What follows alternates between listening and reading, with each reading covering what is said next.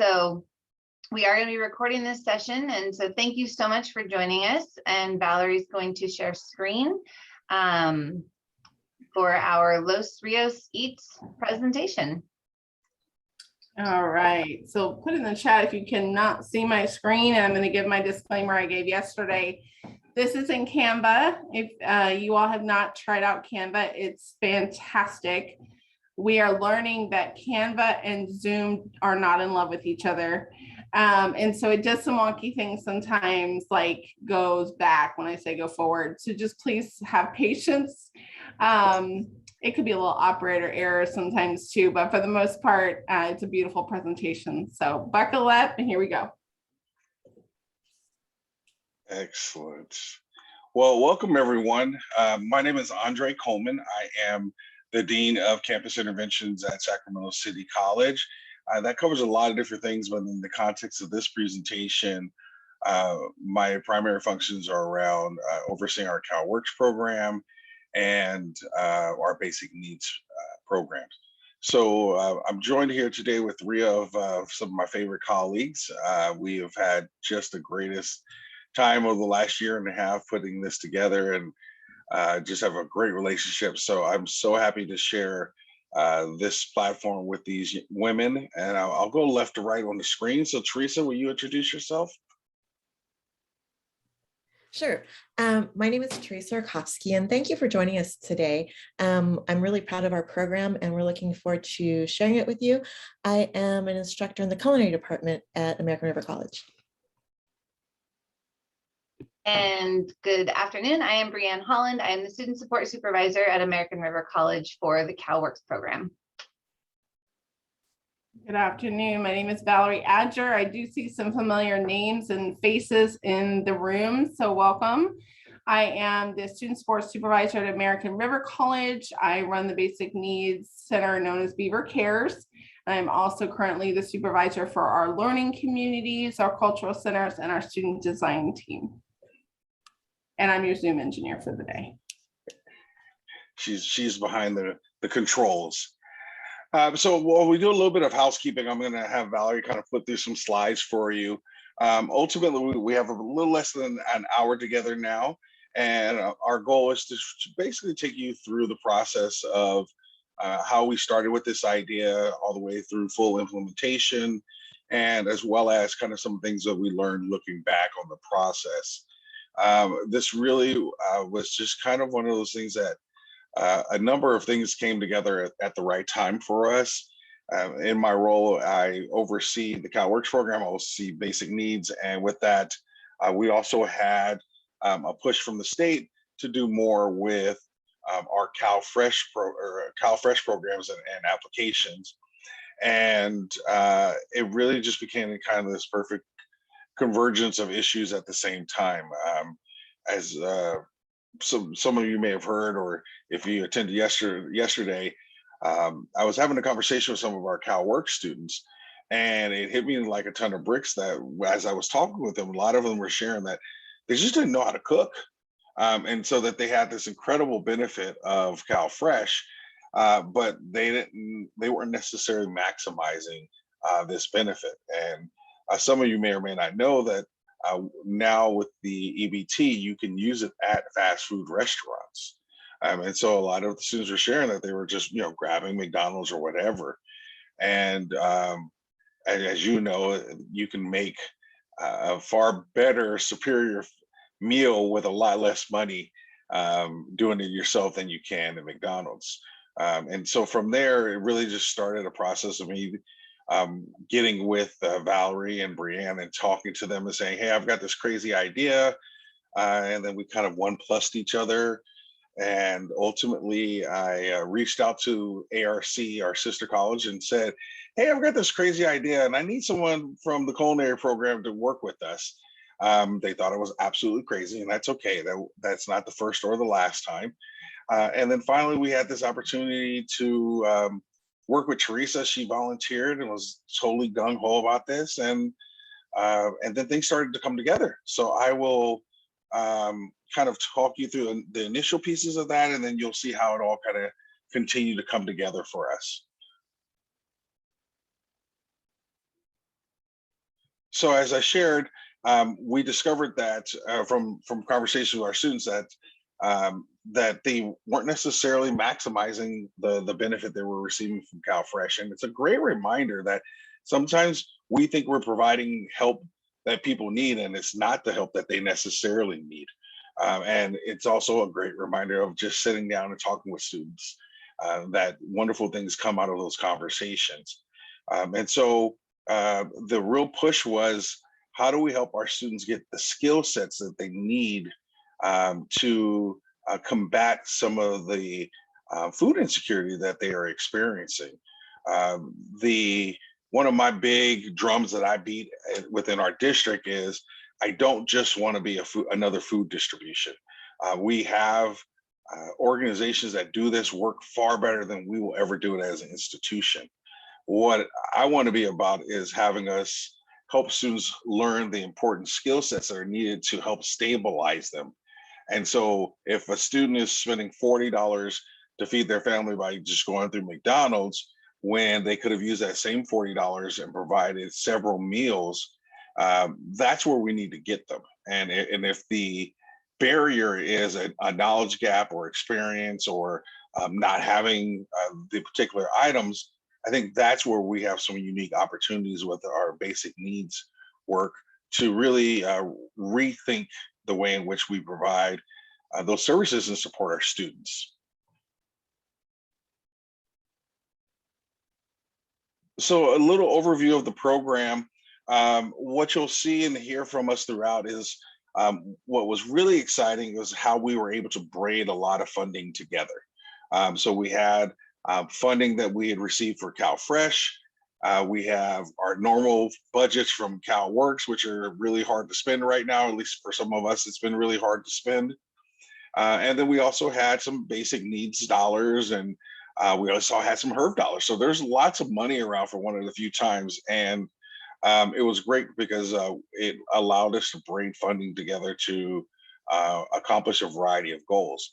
And so the basic structure that we set up with our students is, we thought about each semester being 4 months and doing basically 4 modules, and each module being the month.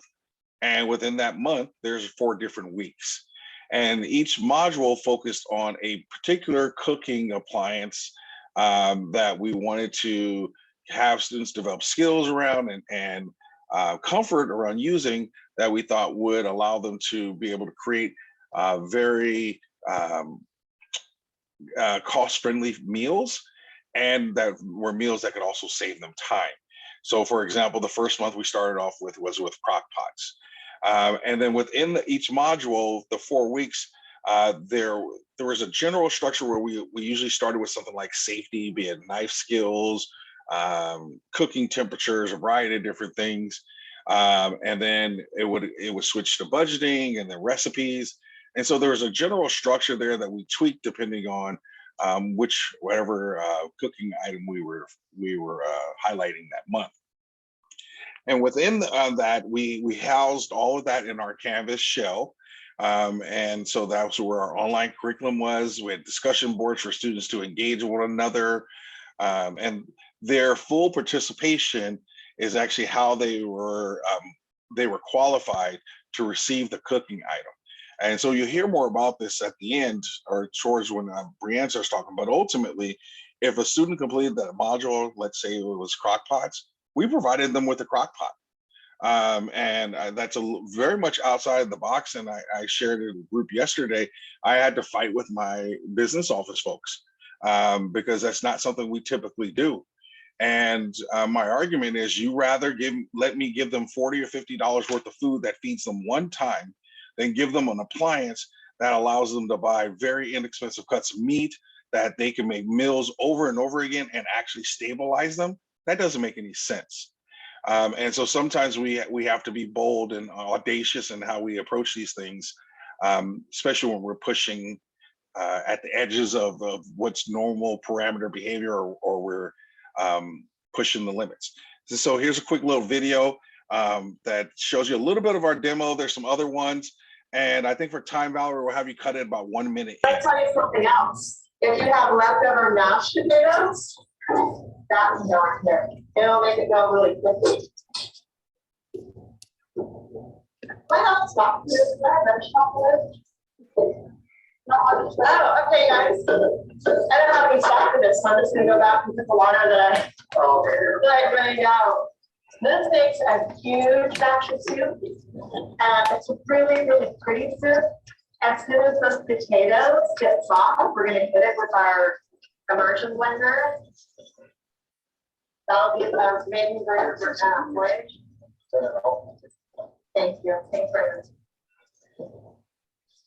Okay, so guys, water, veg stock, chicken stock, it's up to you. It's your soup. You what you like.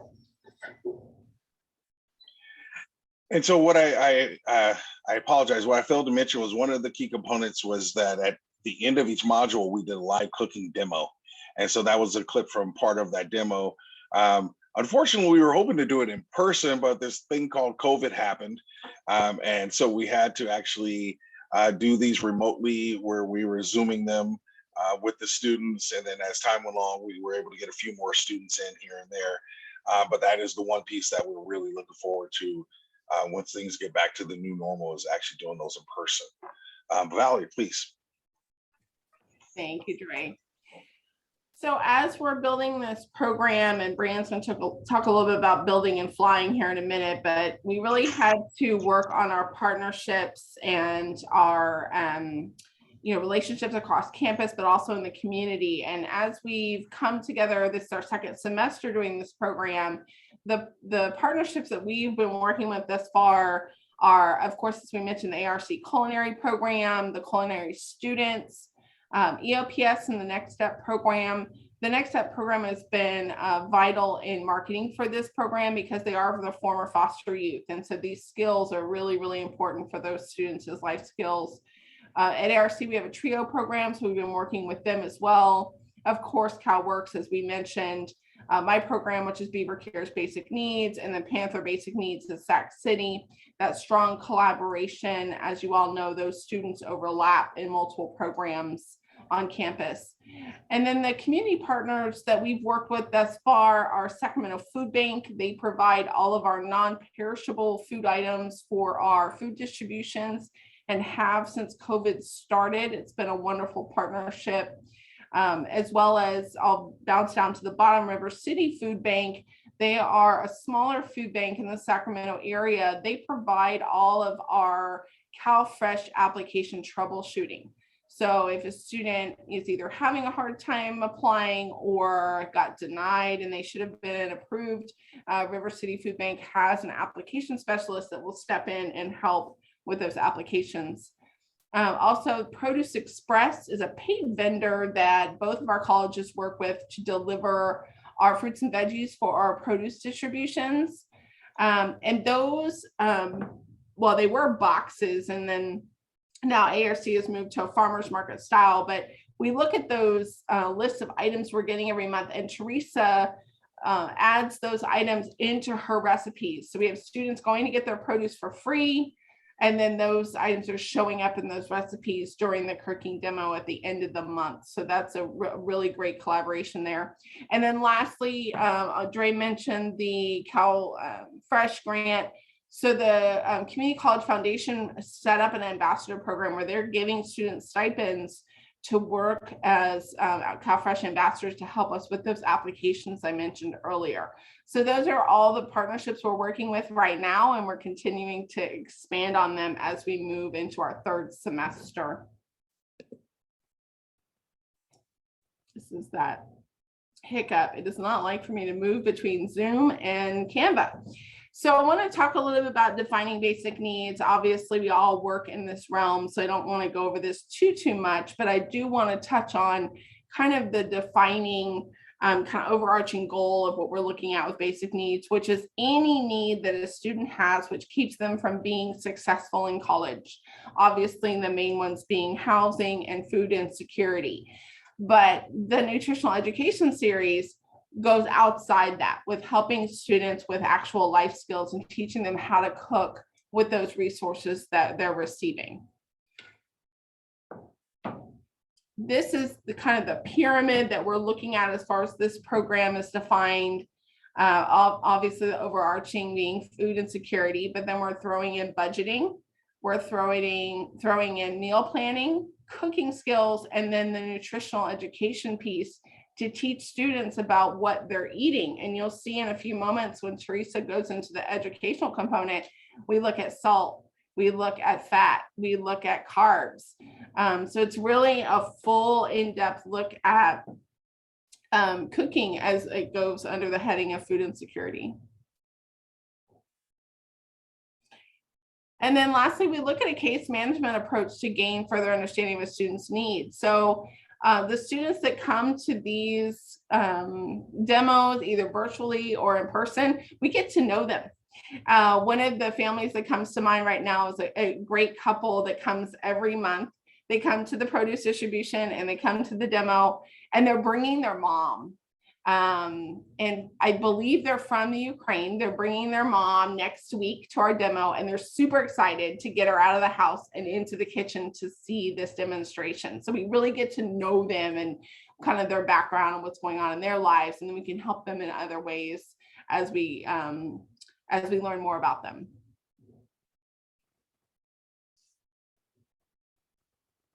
All right, Brianne, do you want to take us into program components and development? Sure. So as Dre said, he comes up with crazy ideas, but I will give him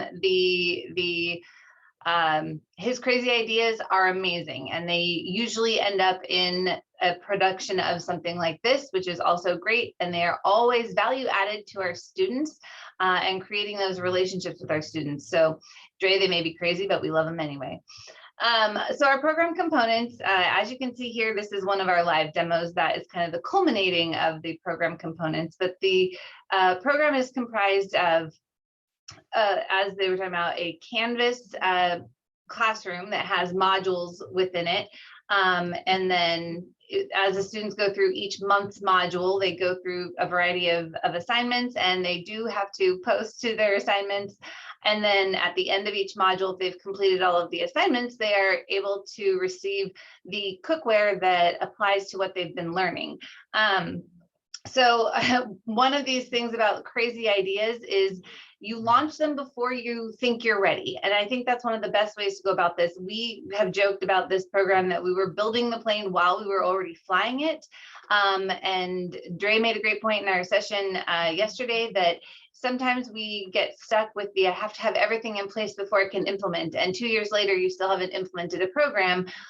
In this case, we decided we're just going to implement and we'll just fix it as we go, or add new elements. And from the first month to the last month of our fall semester, and then to this spring semester, it has become exponentially more streamlined. It has become exponentially more filled out, and the content of the learning is getting stronger every time we do it. So it's been that plane looks a little bumpy. It's been a little bumpy, but only in good ways, as we have moved forward and really worked to make this a great program for our students.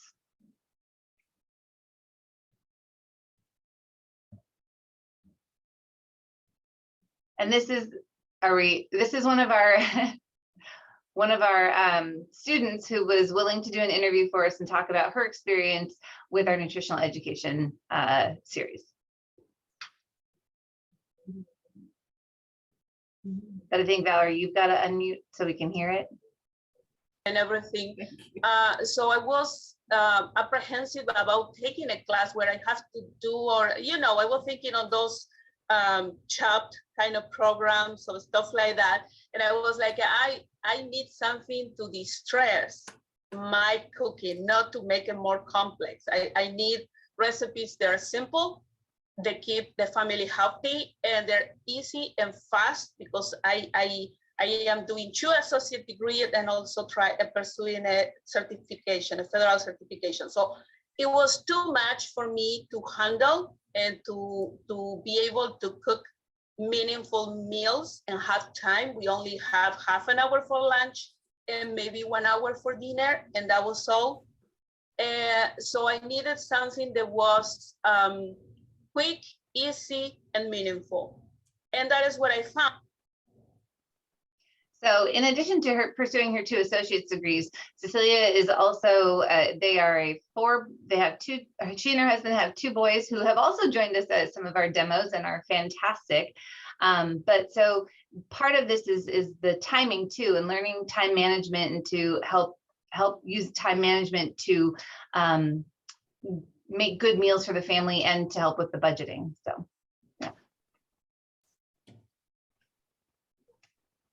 So I'd like to talk a little bit about our Canvas site. It changes every week. We put up a new module, and like Andre said, we're covering the theme of the month. They are consistent the way I like to do it for all my classes, and so they know that they're going to go from an introduction and all the way to a discussion. And it's important for us to get the information to them. It is equally, if not more important, for us to get information from them. In the discussions, they tell us what kinds of recipes they need, what kinds of dishes they'd like for us to demo. And I just made a note, y'all, that I'd like to get in touch with that Ukrainian mama and see if she'd like to come do a demo with us during our next live. The theme from the month, you could see that it changes every month. We did add a baking component because I was at a grocery store, looked at a cupcake label, it had 60 items. It's 60 ingredients. And so I thought, we could show them how to do cupcakes with 12 ingredients and use some cute candles from the Dollar Tree and do that instead. In addition to that, we taught them how to do some baking that they could use as gift giving. So talked about packaging it beautifully and how easy it can be. And I'm just going to jump in because Teresa really undersold that. But the genius of that was we were really talking to the students about how to save money, and that often we just buy people stuff during the holidays and it's just more stuff, as opposed to putting the effort in and making something homemade that people will enjoy. And then Teresa came out with all these cute decorations and showed them how to wrap it so that the students could then take a couple of dollars worth of flour, sugar, and eggs and turn it into a number of gifts for folks that could still allow them to participate without having to spend money they may not have, and maybe even shift them from the habit that people tend to participate in, which is overspending. Thank you, Andre. Okay, so we have a picture here of our president, Melanie Dixon, and she is a huge supporter of our program. And that day, one of the children came in, they became fast friends, and he drew that picture for her. Some of the things that we include in not only our demos, but on our Canvas site, things about food storage. How long can things stay in the refrigerator? When do they go into the freezer? If they can be frozen. My plate has taken the place of the food pyramid, and we talk about that. Nice skills. I'm going to touch on that in a second with a future slide. Meat temperatures, what is considered potentially hazardous and what is safe. Reading labels, not just for calories, but salt content, and like Valerie said, carbs, other considerations. Complete proteins, as people are not eating so much meat for a variety of reasons. We show how we can use plant-based items to put together a complete protein, how many amino acids we need, and how to make that happen. This is one of our charts, like I referenced earlier, how long we can keep things in the freezer, if things will freeze. Other charts include things like, and this is one that I printed. I'm terrible at rice. I've been cooking for 40 years, still can't make rice very well, but it is a water to grain ratio. And so that's handy in my kitchen. And we find lots of graphs and charts like that. Food poisoning, we talk about, we hear on the news when this happens at restaurants, but it can happen in our home too, and how to avoid it, which items are the worst offenders to really watch out for, and some pH balances that we can discuss to find out what is really safe for us to keep at room temperature and what isn't. This is an assignment that is a sample assignment. It is where we went over food labels, but then when we get to the bottom, it's like, how do we apply this to ourselves? Let's look at some items in our own pantry and read the labels, and what did we learn from those labels? Okay, so this is where I'd like to talk a little bit more about knife skills. These are all submissions from our students. In knife skills, we talk about not only does it make food prettier, but the way it helps the food comes across in the end. Like if we have potatoes that are chopped very small, potatoes that are chopped very large, and we're going to make like mashed potatoes. We're going to have some big, chunky, hard pieces, and then some that are like baby food. And then how to safely handle and sharpen a knife. I'm going to get into this a little bit later. This is our 4-ingredient bread that I like to call the magical bread, and I'll tell you why soon.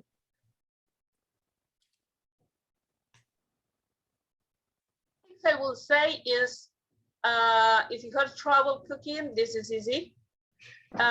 Second, if you don't have trouble cooking, you're gonna enjoy, because the chef that was there, I can't pronounce her name, but she was wonderful. She make it easy for us to understand. She was understanding of our time and understanding of many of us have families, or we are full-time working besides college, and that we don't have time to be extended in the time we spend in the kitchen.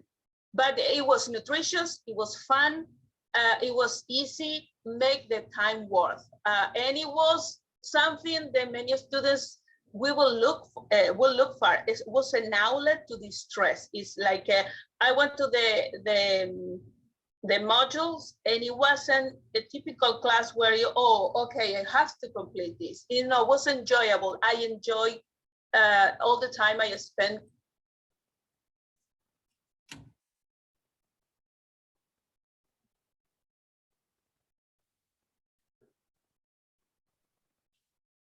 Is this still me, or is this someone else?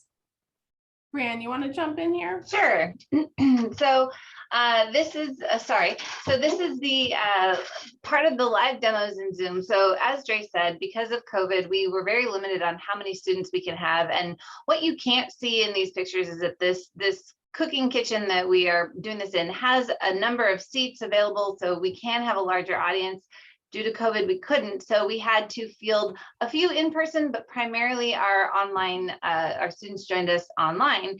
And so we filmed and did a live Zoom as we were going through all of these cooking things. And I wanted to kind of tie some things together from the earlier slides. Each module, and as you saw, there were crock pots, there were sheet pans. Each of those modules and each of those months that the students participated in, every recipe that Teresa came up with and that we demonstrated showed how to use that cookware and to maximize their CalFresh. So that's kind of the purpose of the overarching purpose. And then in these chats, we made sure that we were communicating with the students. They were asking questions.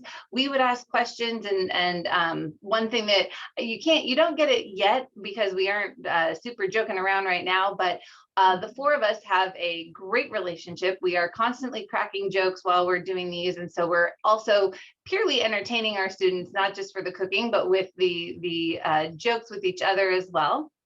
And so this is one of the times, or the prior slide, the prior slide, Teresa always had one of us, usually Dre or Valerie, up there helping her with doing the cooking. I stayed behind the camera because that was fun. And I also was primarily doing the chats with the students and chatting with them or answering their questions live in the Zoom as they were chatting them. And so we had some great questions from the students, great participation. They would throw out how they might tweak a recipe for their family or for their needs, or they're like, oh my gosh, I've tried that recipe and it was so great. My family loved it. So we had a lot of great buy-in from the students. And I think that the live demos were, or are, the students' favorite part of each of these sessions. So, yep. And then also talking about how we did this. So we used a Google form sign up, and the list went out first and foremost to CalWORKs students, and we started involving Next Step students and basic needs students as well. So that was how we started getting our student population, was targeting specifically our low income students who are going to have food insecurities or housing insecurities, or the students that need the most support. And so we used a Google form to have the students sign up, and then we added them into our Canvas. And then Teresa and Valerie and Andre made some amazing content for Canvas, and we have run with it since then. And so I think I'm still on this slide. If not, someone else jump in. But the way that the CalWORKs and basic needs collaboration came about is there has been and I know that's been mentioned before, but there's been a large push across the state to get more students on CalFresh. So there's a huge basic needs push to get students signing up for CalFresh because there are so many of our students who are eligible for those benefits and need them. And so we know that all CalWORK students do receive CalFresh. And so we wanted to get together with our basic needs to invite more people to see if they are eligible for CalWORKs, as well as get students who may not even know they're eligible to sign up for both CalFresh and or CalWORKs. So part of this and part of the outreach was utilizing basic needs and anybody who had a food insecurity to invite them into this program and to encourage them to sign up. So we had a CalWORKs application. We mentioned CalWORKs. We said, here's where you can apply. We would throw it in the chat. Same thing with CalFresh. We had ways for them to apply to CalFresh and CalWORKs if they indicated any interest in participating in the program. And that was also where some of the funding pieces came in.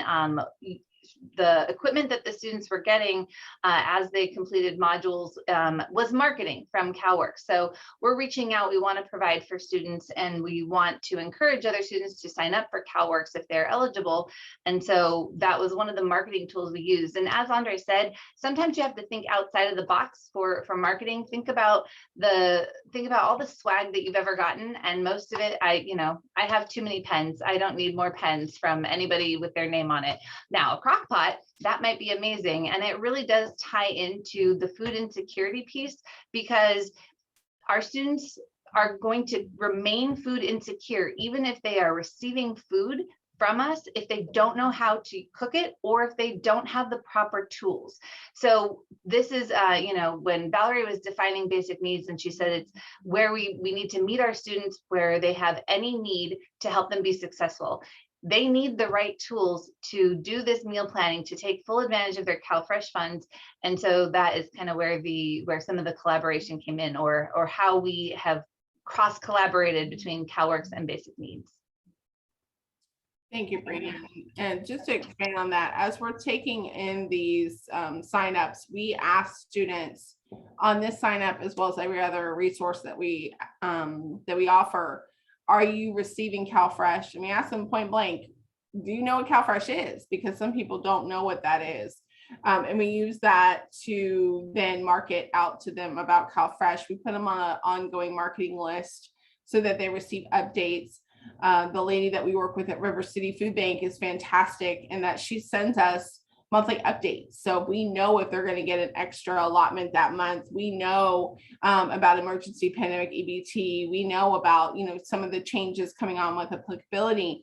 And we send that out to that list so our students know. This is a flyer, I believe that, SEC, that Dre put together for CalFresh, just to help with some of the qualifications, letting students know if they're eligible. So making sure that all of our students that are in this program, let's go into a video, so we'll wait, are making sure that they know about CalFresh, or on CalFresh, or if they're not on CalFresh, they're just flat not eligible. So again, making sure that we are collaborating with not just CalWORKs, but all of the programs across campus that students need to have access to. The next video, go ahead. Just one little piece here. And what we did with the flyer here was that if they were receiving CalFresh, they were automatically eligible for the program. If they have been denied CalFresh, they were eligible for the program. If they did not apply, all they had to do was apply right then and there, and then they would automatically be eligible for the program. So we wanted to make sure that that was a little bit of a gatekeeper, because we know that some of the rules have been relaxed and changed around CalFresh. And so we wanted to make sure that even though they may have been denied in the past, there may be, they may be qualified now given the relaxing of some of the restrictions. And then that's where Amy and all the other CalFresh application services come in really handy, is then we've got a list of folks who said, I just applied, I got denied, and now we can follow up with them and work with them directly if they hadn't. The next video is a video showing ARC's on-ground drive-through food distribution.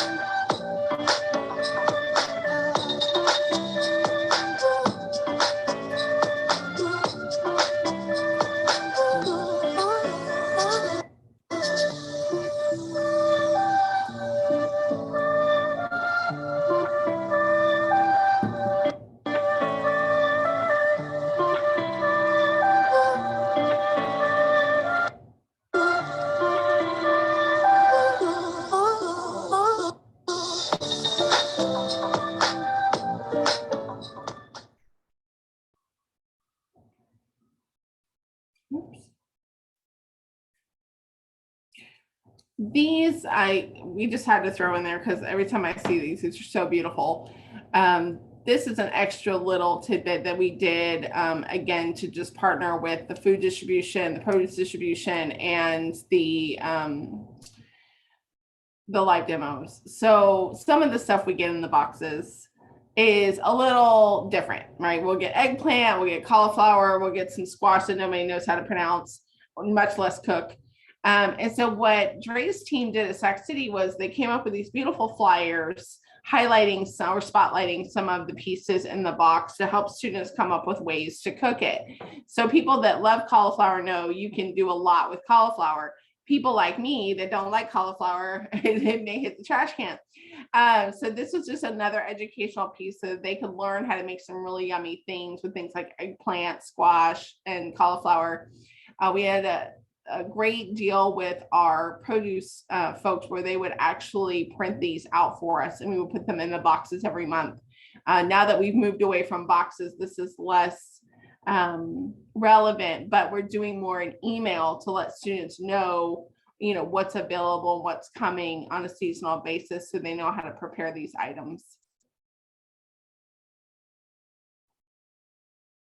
Well, the first time I hear about the program is getting some help from the school. I was getting the boxes with products from the school, and it was a difficult time. We were in the middle of the pandemic, and one of those times it was a newsletter there, and I saw it, and I was like, do you know what? I do not have time.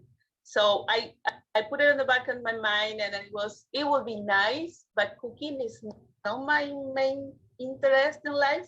Cooking is something that, like I tell my children, I cook because the kitchen comes with a house. That's the reason I have one. But also I have 2 kids, I have a husband, and I was worried about their nutrition. My son was diagnosed with anemia, so I was worried about them, and I was like, okay, maybe later on. After that, a couple of weeks after, I got the Beavers newsletter that we always get in the mail and the school mail, and I was give it a try. So I applied, and even though I know beneficiary of any of the programs the school have, like CalFresh or any of the others, it was an option that says, well, even if you don't have those programs, just apply and we come back to you. I did it. I took a leap of faith and I did it. And I am now, I cannot stress enough how good it was that class for me and my family.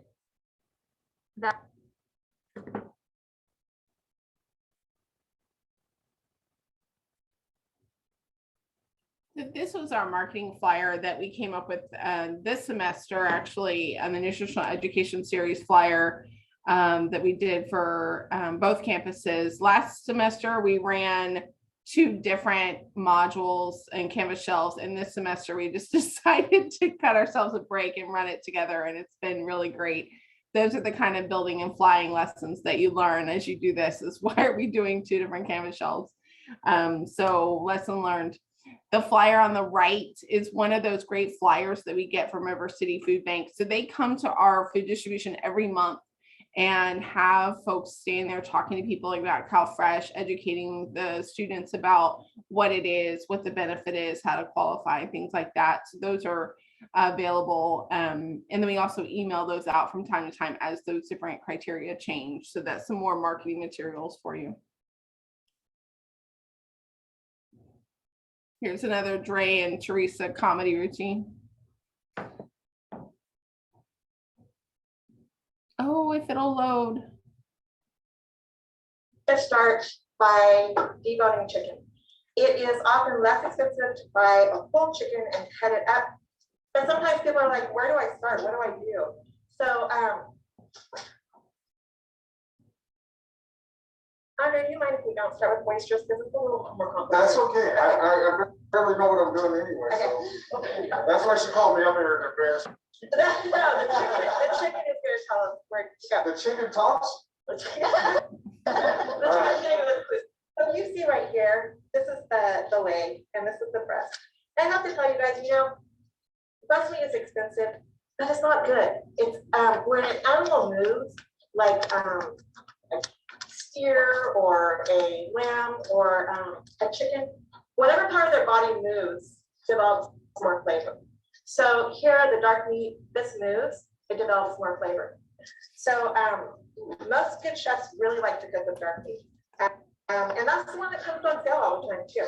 So right between this leg For and my the nerds at home, that's called type 2 muscle fibers is the dark meat. Type 1 is the light meat. I just learned something. You are such, he is totally a ringer. He comes in and goes, oh, I guess I'll help. And he's like, stir frying things. I stay in the Holiday Inn Express. That's it. I stay one night. That's it. That's all I got. Okay, so we're gonna take the tip of our knife and we are gonna go right there. And you're gonna see once you open up that skin, do you see that meat is not even attached? We just cut through the skin and you don't have to worry about cutting meat away from meat. There's a natural separation here. And then we're just gonna bend this backwards. I try not to think about how badly that would hurt. Or the sound that went with it? Yeah. You're gonna see once you bend it backwards, see that bone? That's the chicken's telling us where to go next. We are gonna cut right in front of that bone and separate it from the rest of the chicken. How easy is that? So now you're gonna just go right in front of that bone and cut right there. Okay. And then you have this. We're all familiar with this. You're left-handed? Yeah. Oh, you're good nature.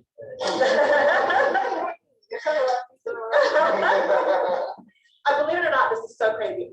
I had a class one semester, 24 students, 12 of them were left-handed. What are the odds? Oh, you're getting that oyster anyway. I'm trying. You're good. So you guys have the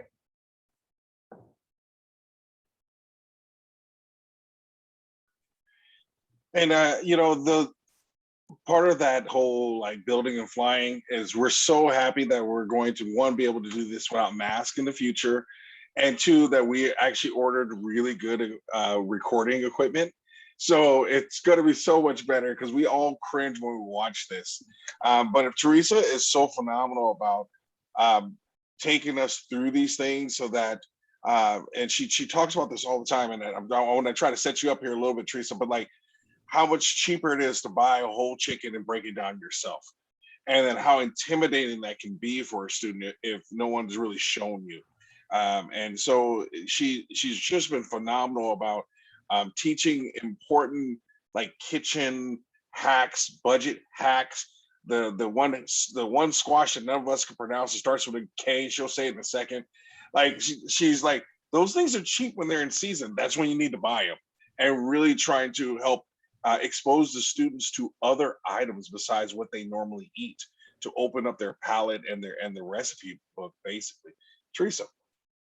Okay, so just I have to tell you, before Andre was a dean, he had to have been a comic, he had to have been a chef, because he's great when he's up there. He is a ringer. And Brian has made the most of the equipment that we have and done a great job. Valerie comes up and helps me. She's a ringer too. So yeah, I think they've all cooked in another life. This 7-day menu, you guys, there's so much behind this video, this photo that I want to tell you, but I'm going to start with a really important story to me. And this was my influence, my motivation for doing this project. In the 1980s in Italy, there was a fast food restaurant that moved into a plaza in Rome. And there was nothing that they could do about it. They couldn't stop this fast food. But what they decided they could do is slow food. So it became what's called the slow food movement. And it was celebrating the ingredients and celebrating the cooking processes and not letting them go away behind this fast food. And that's what I like to do for us and for our students, rather than giving our money to corporations to use it to put good food in our children's bellies. Okay, so in this slide, at the time, a family of 4 for 1 week would have $170 in benefits. So we looked at that and we thought, how could we make the most of this? So we wrote a menu. We assumed all of the most challenging situations we could, like assuming the family didn't have a chance to pick up their box. They only had salt. They did not have a lot of cooking equipment or cookware in their kitchen. And how can we make this $170 work? 2 adults, 2 teenagers. So we developed a menu, 7-day menu, and went to the store, shopped it, and made this work for 4 people for a week. The food that you see in front of you, that was everything, all the food for a week. One of our cooking classes made that. And in addition to that food, there were so many other things that we had for snacks, like 2 gallons of milk and peanut butter and graham crackers, on and on, yogurt. We had a lot of snacks. And we had so many leftover ingredients that there was enough to fill a pantry, start a pantry for the following week. Thing about this is about 3 days after we wrote this menu, the benefits were increased from 170 to 310, which was fantastic. Teresa, how many dishes or plates did you make out of that $170? So that was, I'm sorry, 7 times 4 is 20. Andre, you guys do math better than I do. It was breakfast. 44 dishes, was it? Oh yeah, I'm sure it was over 40 dishes. Yeah. And you can see that they're all good sized dishes. In addition to that, we provided the menu for the food for the week, and we provided the shopping list plus all of the prices. We know that not everyone's family is going to want to eat what was on this menu, but in that shopping list, we provided some categories. If we stay within this spending amount for produce, we stay within this category for meat. All of those things could be switched out one way or the other according to your family's taste, but that's how you could definitely work within this $170. Okay, here's the story. This is one I call the magical bread. This is where we could save so much money. It is just 4 to 5 ingredients. So this dough starts with AP flour, and we have a little whole wheat flour, and we talked about eking in a little bit more and more as we get used to that, and just finding it to be delicious. Instant yeast, which we could buy a pound of that. If we buy a pound, we can do that for $3 rather than those expensive little packets.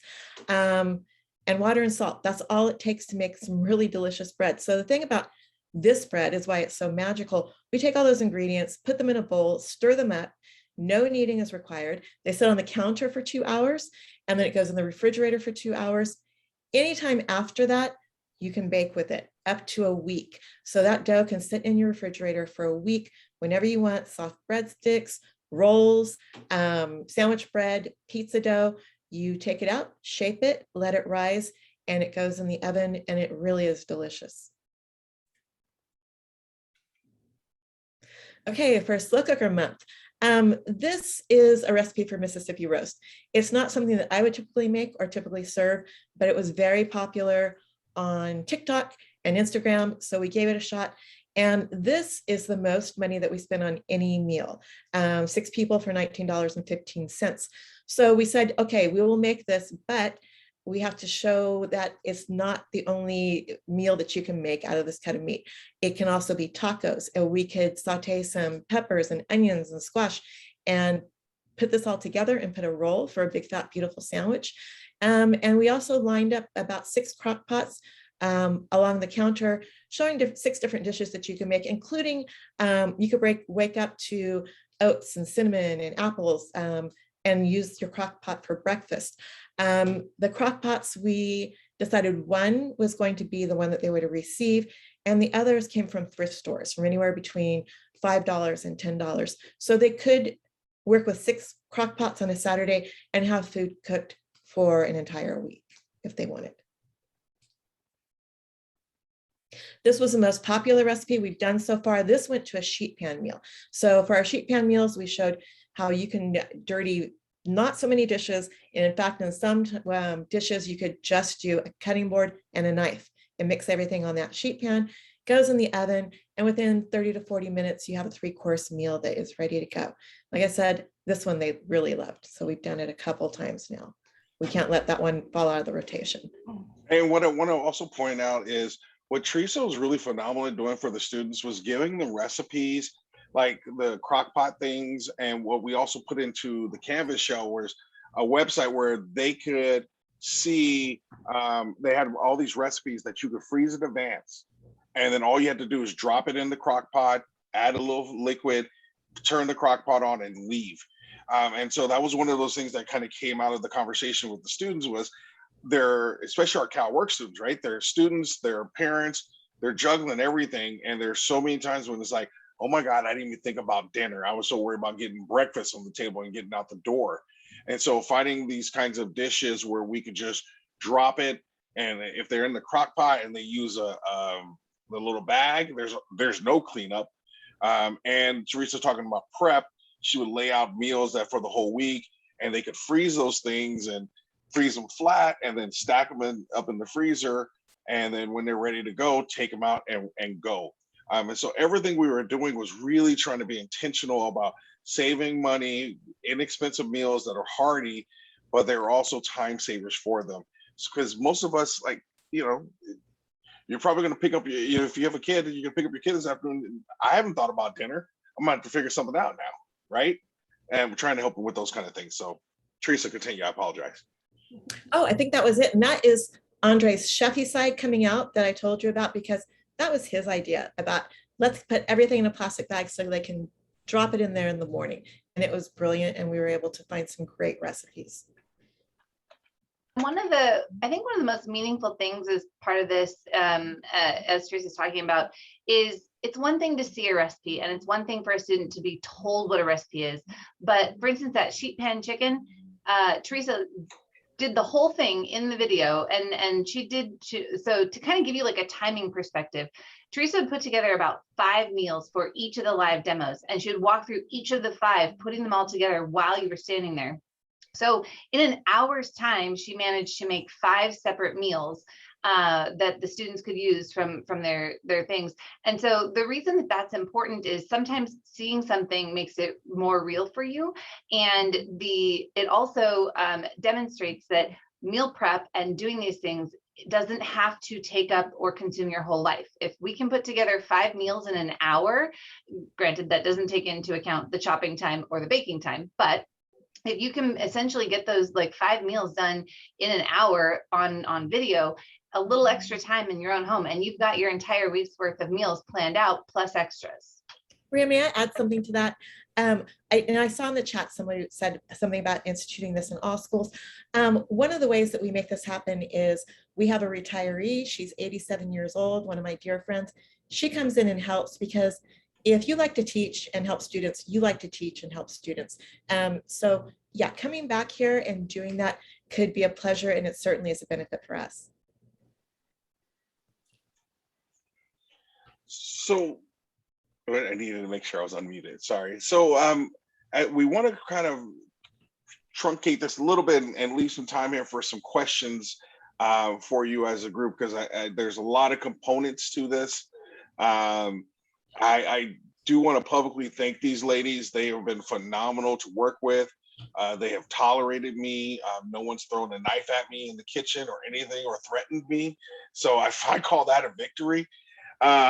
But they have been phenomenal. And I need to give them all the public kudos in the world, because they took this crazy idea and actually, these the structure, bones, and they put meat and flesh to it and made it into something with me.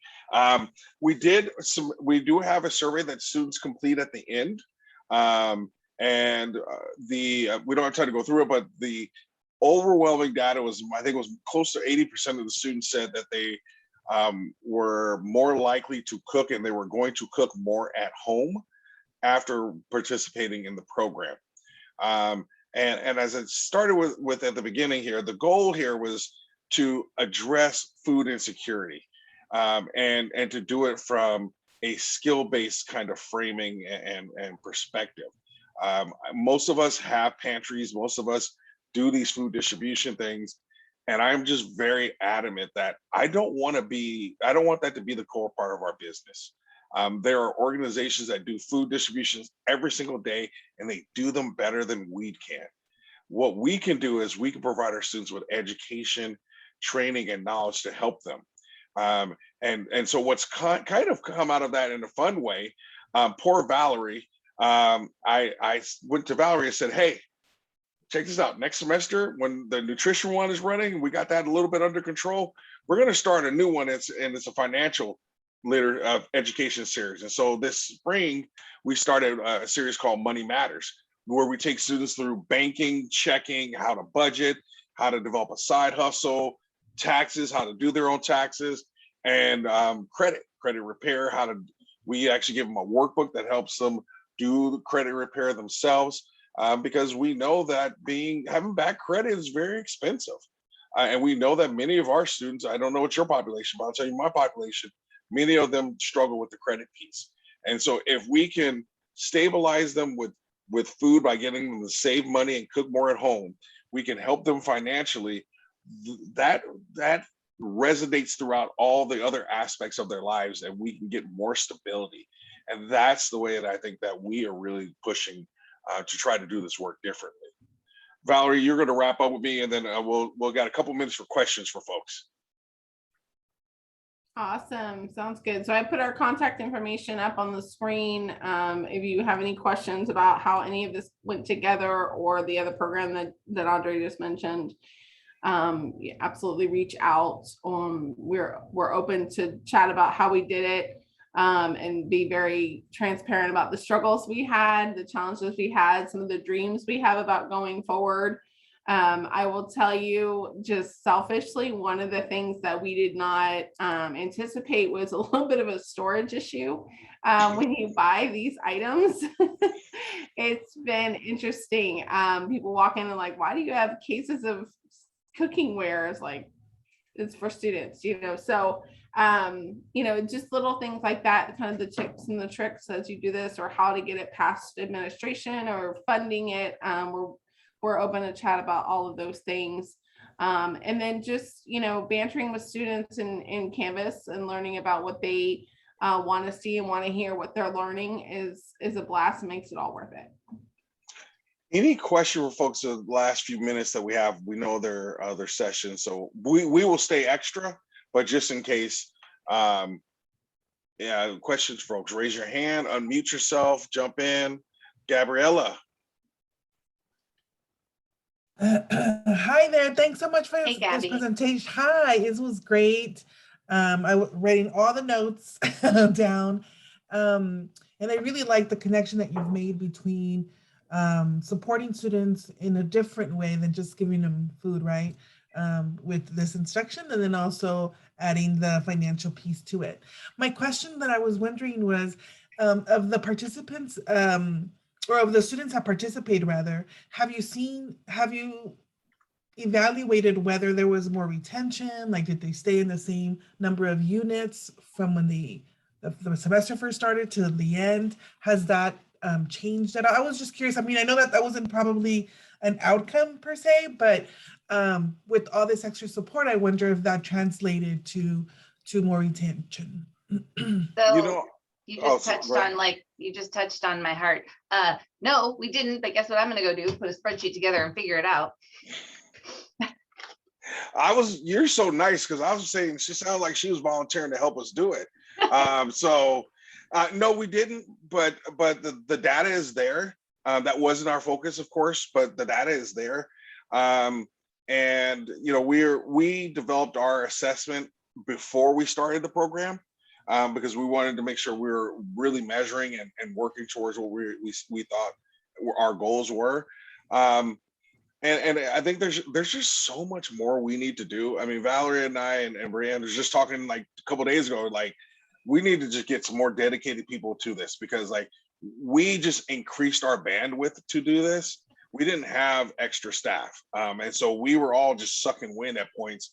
Like there were some weeks where it's like, hey, Valerie, can you pick it up? And then, and then Teresa came in like, you know, like manna from the sky, was like, hey, why don't y'all just let me do the curriculum? And we were like, would you be? And she's like, duh, I'm the chef. We were like, you know, we had this idea, we were trying to be nice to her because we were just happy that she volunteered. And then she started knocking out curriculum like it was no one's business and put us to shame. So there's just so much. It's not perfect. We're going to still be working on it. But the thing that I keep saying is I have students suffering every day that need help every day. I don't have time for it to be perfect to roll out for my students. I've got to help them today. We lose them every day. So we got to get over this whole thing about it needs to be perfect before we roll it out. Like put your professional ego and pride somewhere else and be about our students, because that's what it's about. We're losing them every day, right? They're starving every day. Absolutely. So let's go do this work. Yeah. Well, thank you again, everybody. This was really inspiring. I feel like at my college, at City College San Francisco, we've done some of these things separately. We've done cooking demonstrations, we've done financial literacy, we've done nutrition labels and meal planning, but putting it all together in this way, I think is really effective. So congratulations and thank you so much for the model.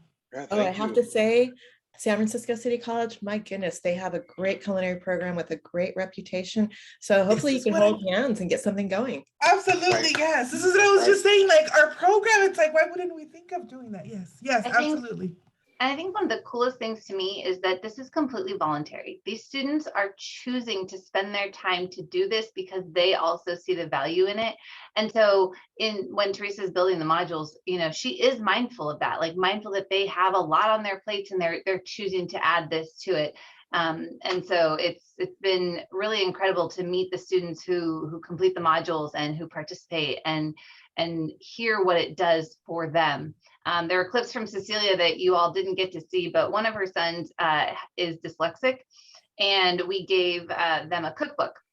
And she was almost in tears when she was telling us that, like, her son is so excited because he's been to the live demo and he's, you know, seen these things. He was so excited that he's going through the book and he's tagging them with Post-it notes and he's writing things down, and he's, you know, it's so not only learning to read. Yeah, he's using it's helping him to read and you know, like, so when you hear those stories, you're like, wow, okay, we were just trying to make sure they knew how to cook what was in the box and how to maximize CalFresh, and yet it has this huge ripple effect. I'm getting goosebumps because that's what keeps us going. Like, okay, I want to make more ripples. This is great. Well, and let me tell you the really cool part. So here's the really cool part. One, everything is in Canvas, right? So now a student just needs some assistance. They could just go in. They don't have to participate in the whole program. I don't necessarily have to give them the cooking utensil. We could negotiate that, but the material's already there. Our financial series, when Valerie and I have talked about this, when a student comes in and we're helping them, they need an emergency grant, you need to go do our financial budgeting series. It's in Canvas. Go knock it out. Come back. We'll take care of you. We'll help you out. Oh, we bought these credit books. Oh, you got problem with credit? We're gonna help you, but you're gonna take this credit book and you're gonna work through this book, and we're gonna make this a part of the accountability for the services we provide you, right? If we think about it that way and we think about building it that way, the uses become incredible for us. That it doesn't always have to be this laborious thing where it's a labor of love. We love the live demos. Like, I think we would all cry if we stopped doing them, but there's no reason why a student can't just go in and do those modules on their own. And the same thing with our financial series. There's no reason why a student can't just go in and do the credit module all by themselves. And there's no reason why, and we talked to financial aid about having them require it for SAP appeals, that they would do certain components. Go ahead, Brian, sorry. No, I was just gonna say there was something that I didn't dig deep into in the presentation, but I kind of wanted to touch on it one more time from a funding perspective. So in our last session, we had a lot of questions like, how are you using CalWORKs dollars to fund a crock pot? Here's how I want to put it into perspective. If you go and order pens that have your, that you give away, right? You're going to spend $2,000 ordering 2,000 pens or 1,500 pens. I don't know about you, but my program has been decimated, but even at its most, I had about 1,000 students. So I would rather go and for this program, I used marketing dollars to purchase the sheet pans for one module and the crock pots for a module.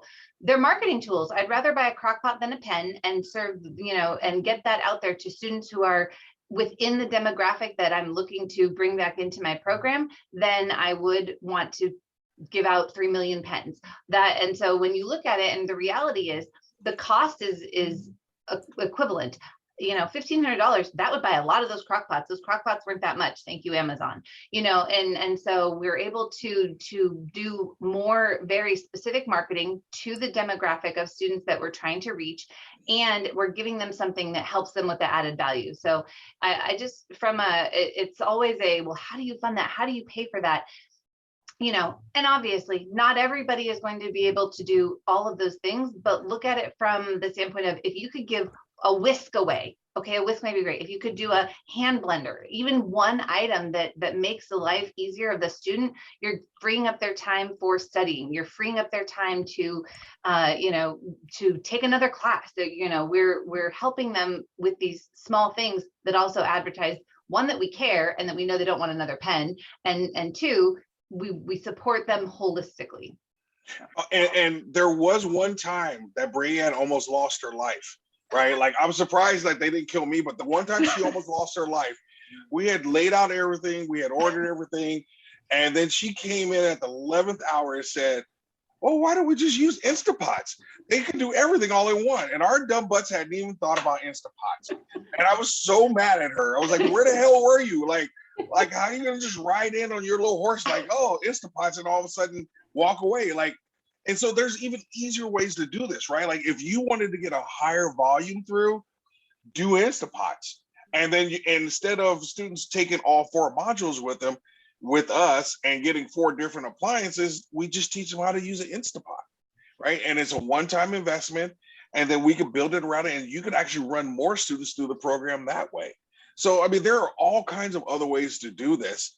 And it's just super exciting. And I think the budget piece that Brianne always comes up with creative ways.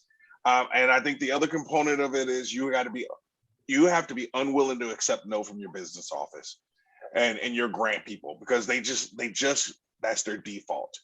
And so Brianne had a creative way, and I was like, I'm going straight to my business office saying, no, you're gonna let me spend this money this way. Now Brianne had figured out creative ways, but I was just gonna force my way through this because it doesn't make any sense. You let me buy $40, $50 worth of food for them, but you won't let me buy them a crock pot that can help keep them fed forever and ever. Like, this is insanity.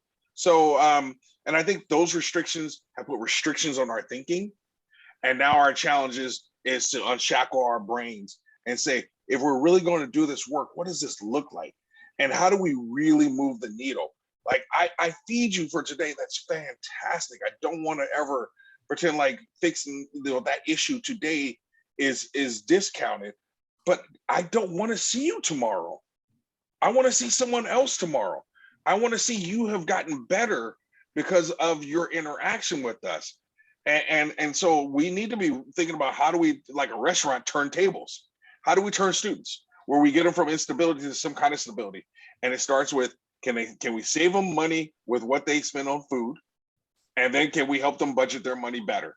If we can start those 2 places, we can make a real impact on their basic needs and the things that they're struggling with. Those things for me become the cornerstones.